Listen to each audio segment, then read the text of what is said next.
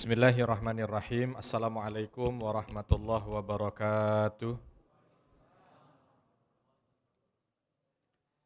Alhamdulillah wassalatu wassalamu ala Rasulillah amma ba'd. Rabbi shrah li sadri wa yassir li amri wahlul 'uqdatam min lisani yafqahu qawli.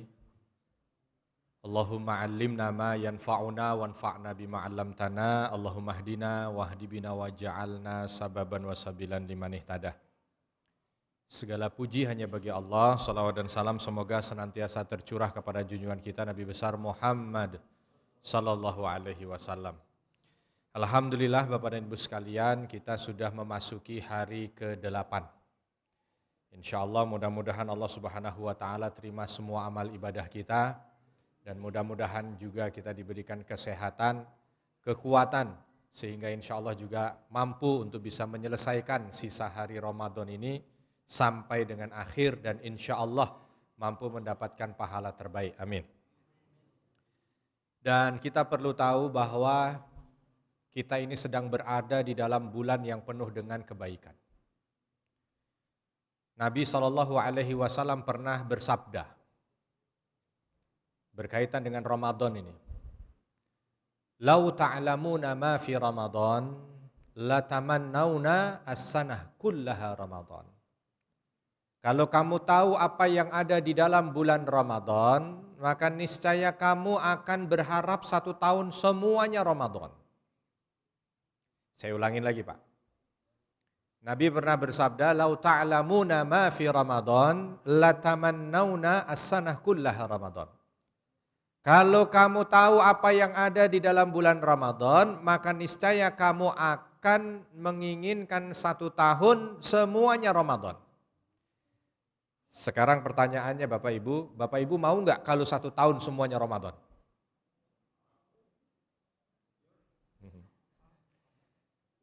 Mau atau tidak 1 tahun semuanya Ramadan? Mau tapi nggak puasa Ustaz? Nah, bukan Ramadan.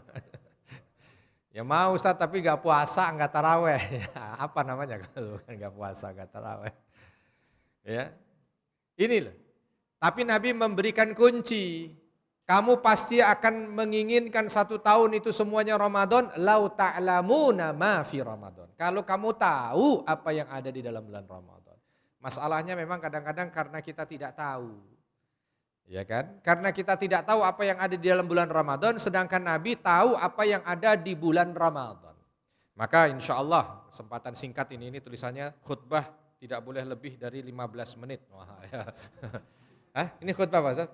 Khutbah Jumat. Khutbah Jumat aja nggak boleh lebih dari 15 menit, itu yang rukun. Berarti kalau tarawih ini yang memang betul-betul kultum. Sunnah tidak boleh lebih lama daripada rukun. Ya, tidak boleh lebih lama daripada wajib. Jadi kita akan bisa mencoba untuk melihat apa yang ada di dalam bulan Ramadan itu dengan nama-nama yang disematkan di dalam bulan Ramadan. Di antaranya bahwa bulan Ramadan ini punya nama Syahrul Ibadah. Syahrul Siyam itu masuk di dalamnya. Bulan yang dihiasi dengan ibadah. Dan ibadah yang ada di dalam bulan Ramadan itu bukan sekedar ibadah yang biasa nilainya, tapi ibadah yang seperti disampaikan oleh Nabi. Orang yang melaksanakan ibadah sunnah di dalam bulan Ramadan, pahalanya diberikan pahala fardu, pahala wajib.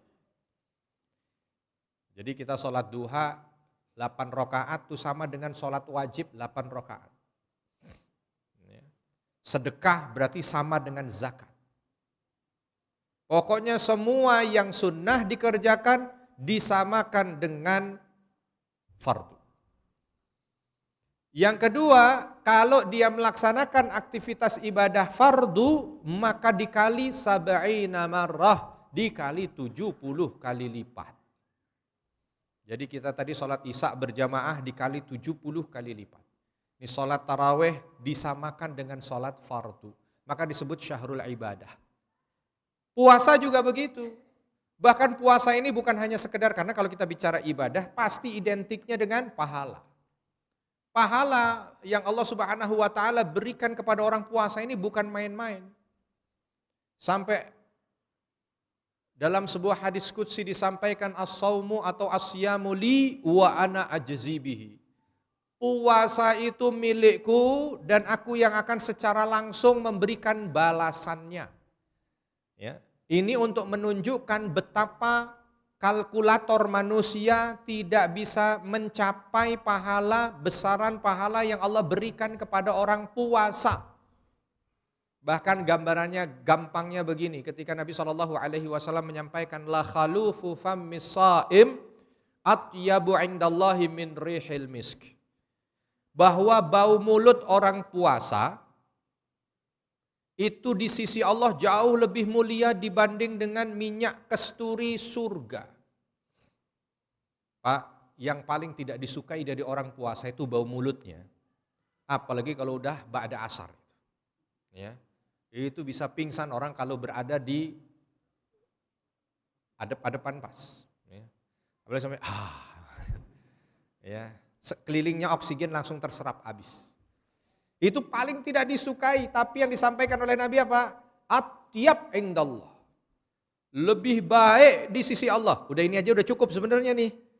Untuk menunjukkan bahwa bau mulut orang puasa kalau disebut atyab maka konsekuensinya ada pahala di situ.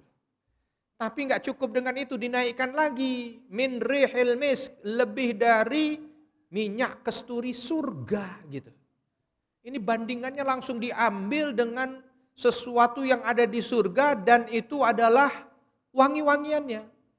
Padahal dalam sebuah riwayat ketika Nabi SAW mensifati surga, ya, kalau di dapur itu, ibu-ibu ini mah yang tahu nih, Bu, kalau di dapur itu ada kain yang buat ngelap-ngelap kotoran-kotoran itu apa namanya? Kalau bahasa Perancisnya topok, bahasa Belandanya celemek. Tuh ya, gimana itu baunya, bagaimana baunya kalau udah 2 tahun gak dicuci?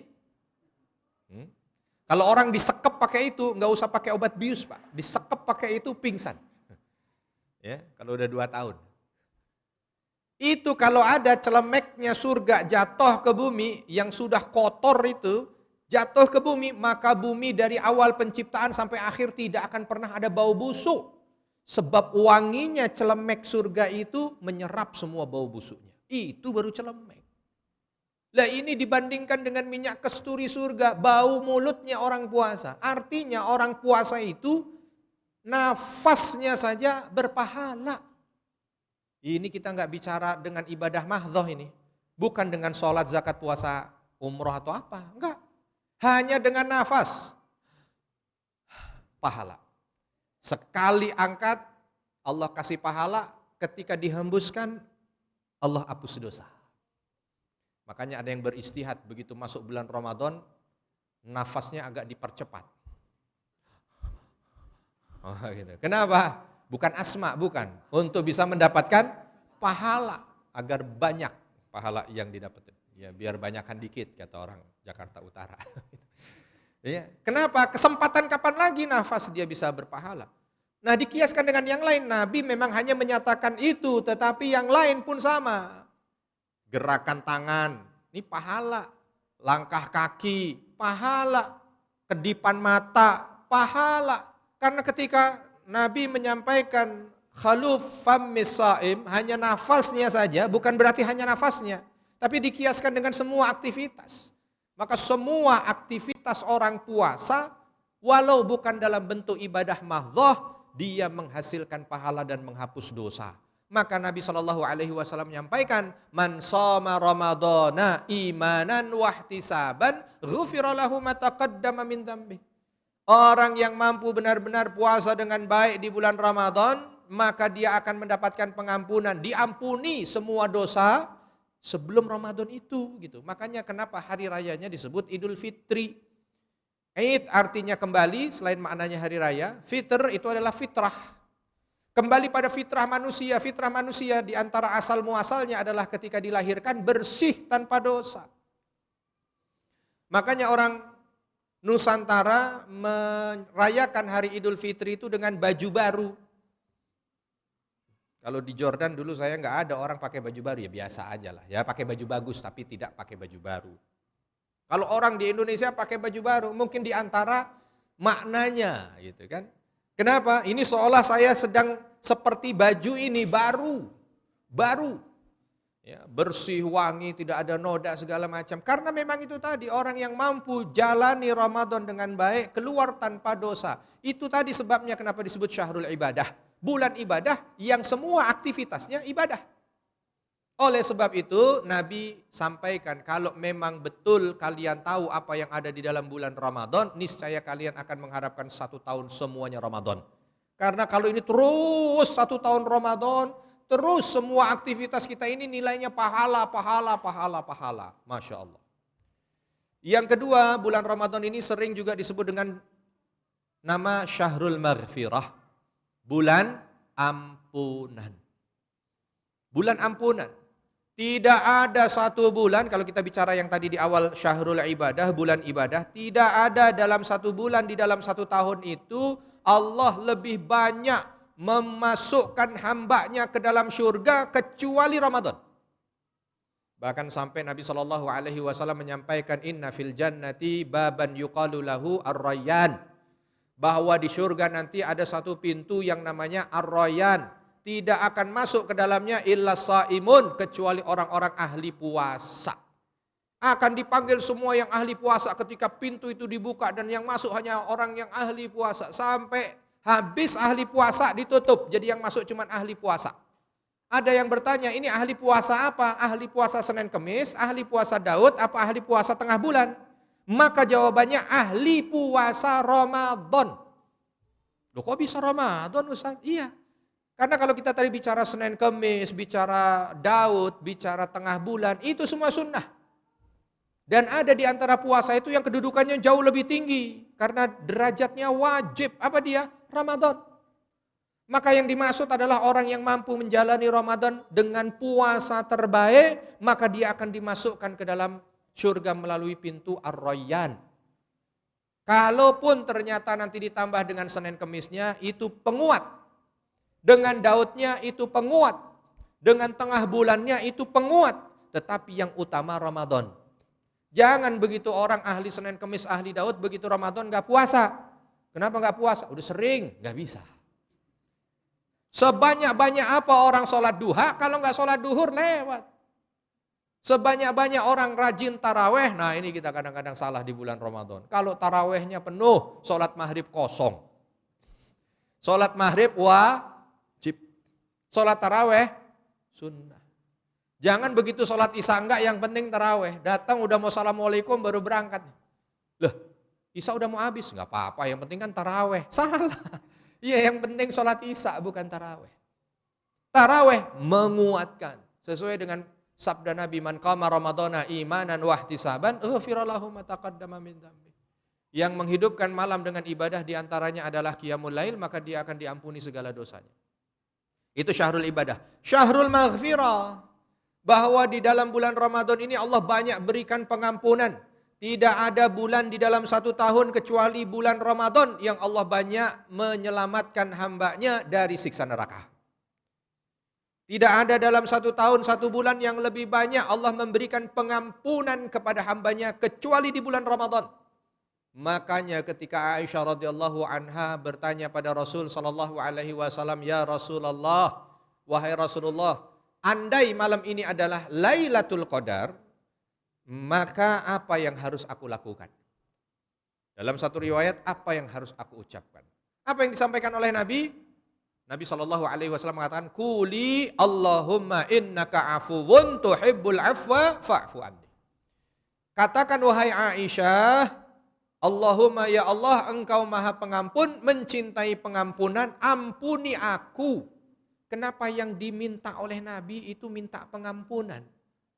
Ketika ketemu Lailatul Qadar bukan disuruh sholat dengan sholat tertentu, dengan sedekah tertentu, dengan ibadah tertentu. Tapi diminta-minta pengampunan. Kenapa? Sebab karena bulan Ramadan ini yang disebut dengan Syahrul Maghfirah. Ngucap istighfar di bulan Ramadan ini beda nilainya dengan di luar bulan Ramadan. Pulang dari masjid nih sampai di rumah kita istighfar. Astagfirullah, astagfirullah, astagfirullah. Bisa jadi mungkin dosa kita itu habis gara-gara istighfar kita di bulan Ramadan. Malam hari sebelum tidur ya, kita mengucap Allahumma innaka afuwun tuhibbul afwa fa'fu anni. Terus dibaca sampai tertidur, habis dosa. Karena sekali lagi tidak ada bulan yang Allah lebih banyak mengampuni dosa hambanya kecuali bulan Ramadan. Maka disebut dengan syahrul maghfirah.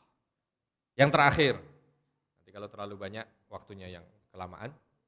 Di antara juga, karena ada 11 kurang lebih nama bulan Ramadan.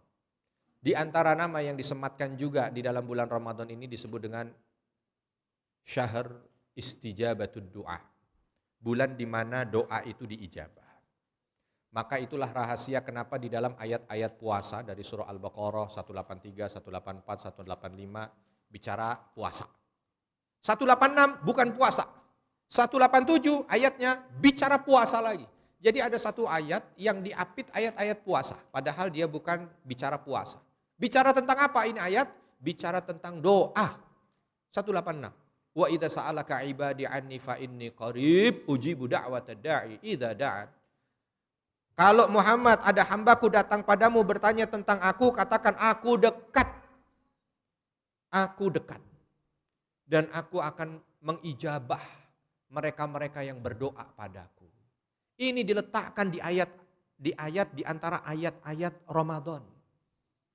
Maka ayatnya menunjukkan, memberikan isyarat bahwa Ramadan ini adalah bulan di mana doa diijabah. Bersamaan itu juga ya, maka perbanyaklah doa. Mungkin ada hajat-hajat kita yang saat ini belum diijabah oleh Allah, ada keinginan kita, ada yang ya apa yang kita harapkan masih menjadi sebuah impian, doakan. Minta kepada Allah Subhanahu wa taala, diperbanyak di sini. Karena ini adalah bulan di mana Allah Subhanahu wa taala banyak mengabulkan permintaan hambanya. Dan itu juga di antara rahasia kenapa bulan Ramadan diberi nama Syahrun Nasr, bulan kemenangan. Karena di bulan inilah dia, mungkin hamba-hamba Allah yang terzalimi dengan penjajahan dan lain sebagainya banyak memohon kepada Allah Subhanahu wa taala agar dimerdekakan, akhirnya Allah berikan. Makanya ada banyak kemustahilan yang ternyata Allah kabulkan di bulan Ramadan. Contohnya misalkan kemerdekaan kita sendiri 17 Agustus 1945 ini kalau di-convert akan ketemunya nanti jatuhnya itu di bulan Ramadan. Dan kita tahu bersama bahwa kemerdekaan kita itu bukan karena mutlak upaya kita mengusir penjajah. Enggak juga. Karena apa? Antar penjajah berantem sendiri. Blok sekutu dan blok poros kala itu sedang perang, Jepang dibom atom, akhirnya dia pulang ke rumahnya. Kita saat itu yang jajah lagi tidak ada, kita merdekakan. Pertolongan Allah. Maka insya Allah banyak sekali pertolongan Allah hadir di bulan Ramadan. Wabil khusus juga insya Allah pertolongan Allah hadir untuk kita, untuk keluarga kita, untuk masyarakat kita, untuk bangsa dan negara kita. Dan juga jangan lupa untuk mendoakan agar Palestina pun mendapatkan pertolongan dari Allah sehingga Ramadan ini mendatangkan kemerdekaan untuk sahabat-sahabat kita yang ada di Palestina, yang ada di Gaza. Kalau ada kesalahan saya mohon maaf. Kepada Allah mohon ampun. Subhanakallahumma bihamdika asyhadu an la ilaha illa anta astaghfiruka wa atubu ilaik. Assalamualaikum warahmatullahi wabarakatuh.